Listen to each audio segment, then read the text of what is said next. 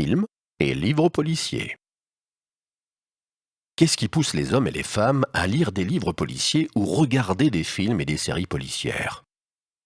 Quelle force nous pousse vers ce genre de littérature et de films et enrichit du même coup écrivains et cinéastes spécialisés dans ce domaine si particulier? Tout simplement notre programmation génétique. L'homme fut pendant des millénaires un chasseur dont la survie dépendait de la traque de la proie, ce besoin de rechercher l'animal, parfois même dangereux, qui lui fournira sa source énergétique dont dépendra sa survie, et celle de son groupe était directement en rapport avec sa capacité à analyser les indices et à suivre les traces laissées par sa proie. Les meilleurs chasseurs, ceux qui rapportèrent le plus de proies et donc qui avaient le plus d'opportunités de séduire des femmes par leur puissance d'apport calorique, avaient donc le plus de chances de générer une descendance nombreuse et de transmettre leur patrimoine génétique.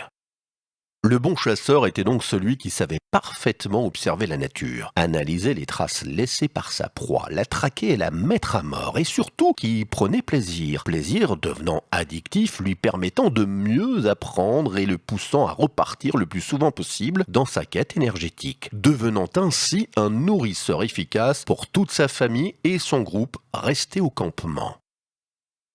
Ce plaisir si profondément inscrit en nous d'analyser et de traquer se retrouve dans notre engouement pour les films et les romans policiers, où le criminel n'est autre que la proie symbolique représentant le but symbolique de la quête énergétique du chasseur. Mais comment se fait-il que ce genre de littérature et de films puisse aussi tant plaire aux femmes, qui elles ne sont pas programmées génétiquement pour éprouver du plaisir dans l'analyse du terrain de chasse et dans la traque et la mise à mort du gibier?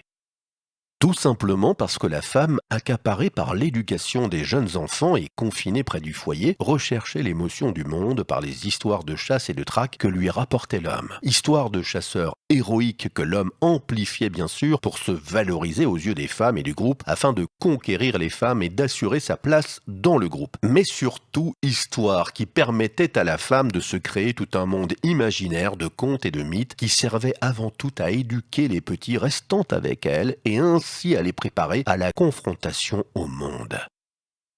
En conclusion, si l'homme aime les films et la littérature policière, c'est qu'il a une programmation génétique pour aimer, rechercher et traquer, alors que la femme est, quant à elle, dans la recherche de l'émotion pure, afin de ressentir le monde dans ce qu'il a de terrible et de cruel, pour, en finalité, éduquer nos petits à leur confrontation future au monde.